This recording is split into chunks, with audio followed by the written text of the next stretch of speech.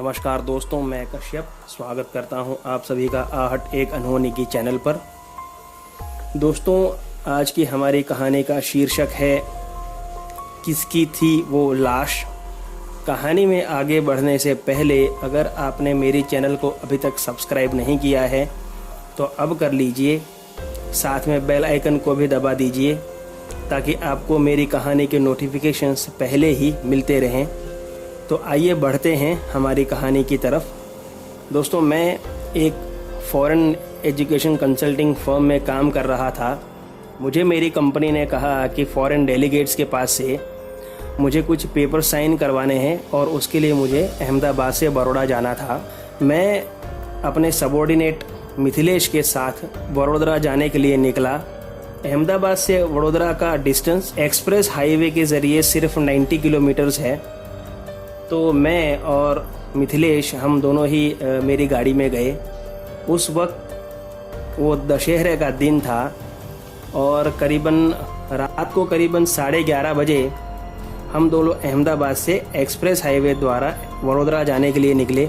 Express highway पर 5 kilometre के बाद में टोल टैक्स भर के हम लोग आगे बढ़े थे और करीबन 40 किलोमीटर आगे गए थे और हम दोनों काफ़ी गप सड़ाका मारते हुए म्यूज़िक पे गाने सुनते हुए जा रहे थे। और हमने ये एक्सपीरियंस किया था कि हमारे आगे पीछे काफ़ी दूर दूर तक और कोई भी व्हीकल्स नहीं थे दोनों तरफ। उसी वक्त अचानक हमारी गाड़ी के सामने ज़्यादा से ज़्यादा 10 या 12 फीट की दूरी पर रोड के बीचों बीच एक सफ़ेद चादर में लिपटी हुई डेड बॉडी पड़ी थी। उसे देख कर के मिथिलेश ने शॉर्ट ब्रेक लगाई और गाड़ी को लेफ़्ट तरफ मोड़ दिया और गाड़ी बैरिकेड में टकराने ही वाली थी कि उसने गाड़ी को संभाल के वापस एक शार्प राइट टर्न लेकर के गाड़ी खड़ी कर दी। और हम दोनों ही ये सडन ब्रेक से कांप गए थे पूरे, और हम दोनों ने ही उस डेड बॉडी को रोड के बीचों बीच देखा था। और तुरंत हम दोनों गाड़ी से निकले और पीछे दौड़ के गए, लेकिन दोस्तों वहाँ पर कुछ भी नहीं था, ना सफ़ेद चादर, ना डेड बॉडी, ना कुछ भी। ये नज़ारा देखकर हम दोनों समझ गए कि ये हाईवे का कुछ छलावा है और हम दोनों तुरंत गाड़ी में भागे।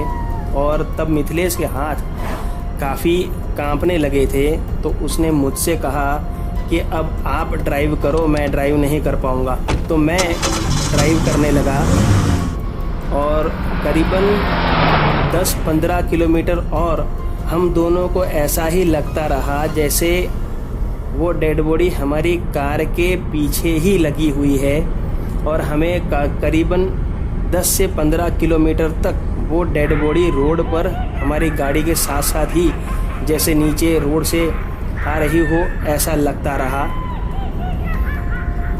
हम काफ़ी डर चुके थे, लेकिन हमने गाड़ी को रोका नहीं और एक्सप्रेस हाईवे पर स्पीड मिनिमम 100 किलोमीटर्स की थी, तो हमने उससे ज़्यादा गाड़ी तेज़ कर दी और हम वहाँ से निकल गए। म्यूज़िक और ज़्यादा लाउड कर दी ताकि हमारा ध्यान दूसरी तरफ भटक जाए, लेकिन अनफॉर्चुनेटली ऐसा हो नहीं पाया। पूरे रास्ते हम दोनों डरते रहे, लेकिन हम बड़ौदा पहुँचे। बड़ौदा पहुँचकर हम लोगों ने फॉरेन डेलीगेट से हमारे पेपर्स पर सिग्नेचर लिए और तुरंत ही हम दोनों को वापस रातों रात ही अहमदाबाद आना था, क्योंकि वही सारे पेपर्स हमें मॉर्निंग में ही लाइसेंस ऑफिस में सबमिट करना था। हम दोनों वापस उसी रास्ते से एक्सप्रेस हाईवे से करीबन रात के 3:30-4 बजे के आसपास निकले, लेकिन तब हमें ऐसा कोई एक्सपीरियंस नहीं हुआ जो हमें बड़ौदा जाते वक्त हुआ था। लेकिन फिर भी वो डर हम दोनों के मन से गया नहीं। और दोस्तों, ये बात 2008 की है। आज 2020 में भी मुझे बड़ौदा एक्सप्रेस हाईवे से रात में जाने में काफ़ी डर लगता है। दिन में तो मैं कई बार आया गया हूँ, लेकिन रात को उस हाईवे से अकेला मैं आज की डेट में भी ड्राइव नहीं कर सकता। तो दोस्तों, कैसी लगी आपको आज की कहानी, मुझे कमेंट बॉक्स में ज़रूर बताइएगा। और अगर आपके पास में भी ऐसी कोई कहानी है तो मेरे ईमेल पर शेयर कीजिए। मेरा ईमेल एड्रेस डिस्क्रिप्शन बॉक्स में दिया हुआ है और मैं आपकी कहानी वीडियो के ज़रिए ज़रूर यूट्यूब पर पेश करूँगा। तो मिलते हैं अगली कहानी में, तब तक stay home, stay safe. Thank you.